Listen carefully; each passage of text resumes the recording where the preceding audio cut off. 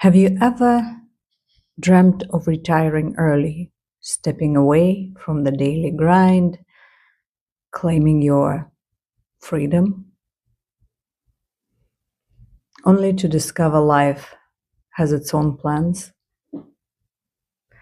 Hi, I'm Gaya Kairos, a Canadian painter, a multidisciplinary artist, and a lifelong seeker of adventure.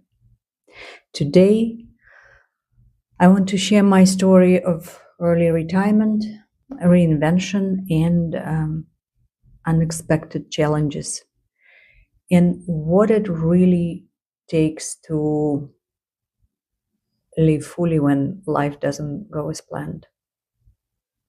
In 2021, my only child went to university. I expected pride, but what hit me first was the unexpected emptiness, which I didn't anticipate. I've always believed that children belong to themselves, that they will have to live their own lives fully like we did. I left my home rather early and traveled to a new country and immigrated by my own. So I didn't really expect my child to be tied at the hip to me. Yet I felt the shift deeply. But when I processed the emotions for a while, I realized my life had opened a new chapter, a space for adventure, for rediscovering myself. And I packed a bag and flew to Mexico, to a very vibrant, tourist-heavy city full of colors, music, and energy. And I did not know a single soul. It was exhilarating, like I belonged to myself once again. I rented a small house, a casita, a traditional Mexican adobe style, and painted daily.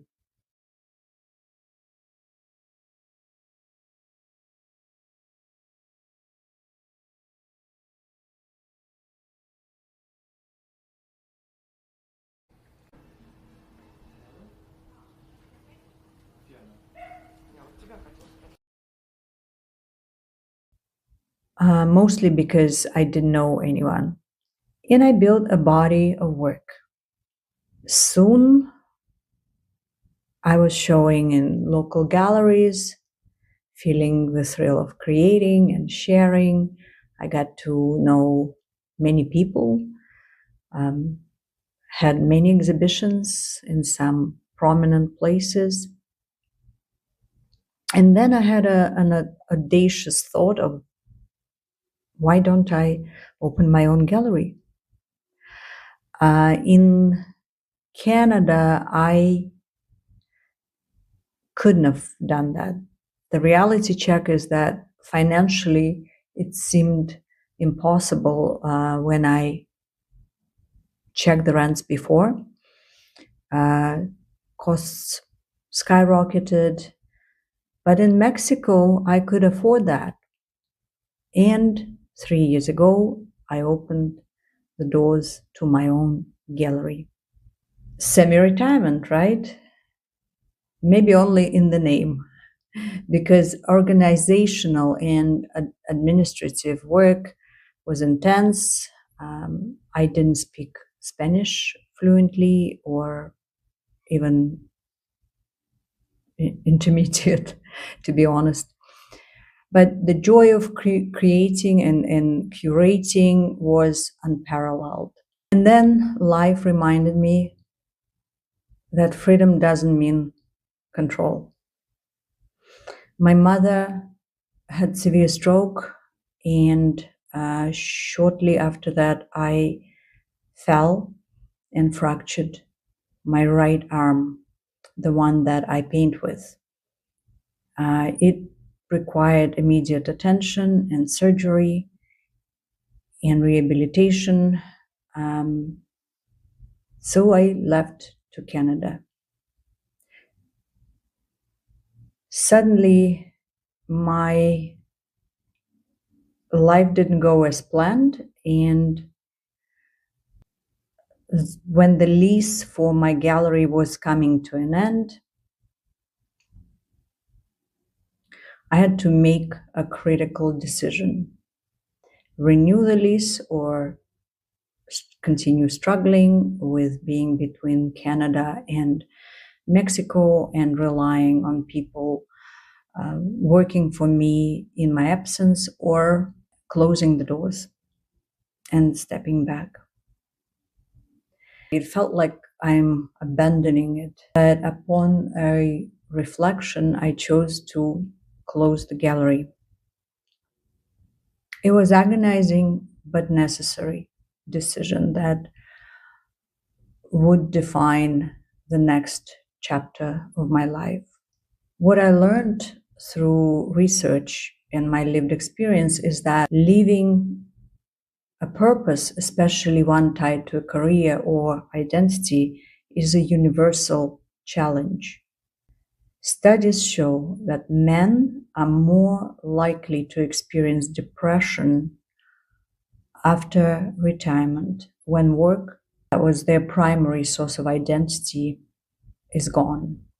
Women face similar challenge though, because their roles often tied to caregiving or community roles. These insights aren't abstract. They mirror my own shock, the emptiness I felt, the slow process of rebuilding purpose. If there is one takeaway, retirement early or traditionally doesn't erase the need for purpose. Step back, reflect, and identify your why. Stay creative, even in small ways like daily writing or sketches. Stay within nature. Adapt to change. Sometimes reinvention comes unexpectedly. For me, painting is still central, even though the gallery is gone. The act itself nourishes my soul, and slowly I began exploring new adventures for expression, for life, for freedom, for rediscovery. In my next video, I'll share how I rebuilt a sense of purpose after this upheaval, including strategies that help me and would help even introverts to reconnect with community and meaning. Thank you for watching, and see you in the next video.